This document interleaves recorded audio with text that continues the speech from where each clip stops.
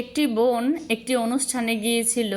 সেখানে আমার সেই বোনকে 5টা অপশন দেওয়া হয়েছিল যে এখানে 5 জনের নাম থাকবে, আপনি যে কোনো একটা নাম রাখতে হবে। তো সে আপুটি কী করলো, সে প্রথমে তার যে বাবা মা, সে বাবা মার নামটা কেটে দিল। তারপরে দেখা গেছে ওখানে ভাইয়ের নাম ছিল, ভাইয়ের নামটাও কেটে দিল। বোন ছিল, বোনের নামটাও কেটে দিল। আত্মীয় স্বজন যারা ছিল রিলেটিভ, ওদেরও নামটা কেটে দিল। তারপরে ছিল 2টা নাম, সেটা হলো তার সন্তান এবং স্বামী। তখন ওই বোনটা কী করলো, 2 ফোঁটা চোখের পানি ফেলে দিয়ে তখন সন্তানের নামও কেটে দিল। অবশেষে থাকলো স্বামীর নাম।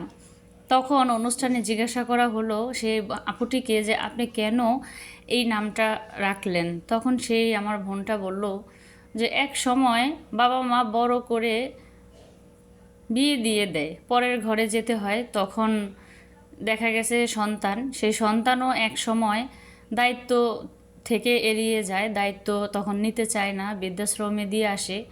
আত্মীয় স্বজনও ভালো সময় থাকে, খারাপ সময় আত্মীয় স্বজন পাওয়া যায় না। তো দেখা গেছে সব শেষে একজন হাজব্যান্ডই তার বউর পাশে থাকে বৃদ্ধ হওয়া পর্যন্ত। এটা সব পুরুষের ক্ষেত্রে না, কিছু কিছু পুরুষ, বেশিরভাগই দেখা গেছে এখানে অল্প কিছু টাকা দিয়ে যেখানে নগ্ন পল্লীতে যাওয়া যায়, সেখানে পুরুষ, দায়িত্ববান পুরুষ শুধু তার কিছু চাহিদার জন্যই একটা নারীর ভরণ পোষণ সব কিছু দিয়ে থাকে। একদম বৃদ্ধ হওয়া পর্যন্ত ওই পুরুষ তার নারীর সাথে থেকে যায়।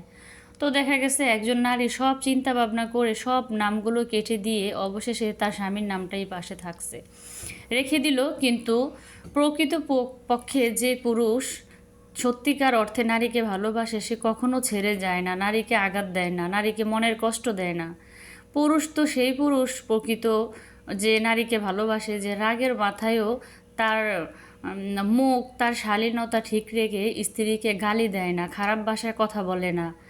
তো দেখা গেছে অবশেষে একজন হাজবেন্ড মাথার ঘাম পায়ে ফেলে কষ্ট করে রোদে পড়ে বৃষ্টিতে ভিজে সংসারে স্ত্রী সন্তানের জন্যই ইনকাম করে আনে।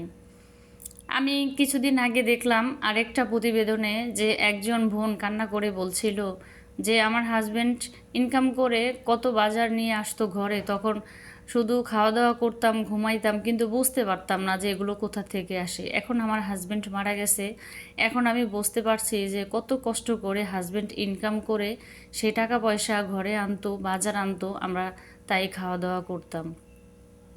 তার পাশে থাকা সেই বোনটির মেয়েও বলল যে আমার বাবা মারা গেছে, এখন আমাকে আর কেউ স্কুলে নিয়ে যায় না, আমার জন্য আর কেউ মজা নিয়ে আসে না।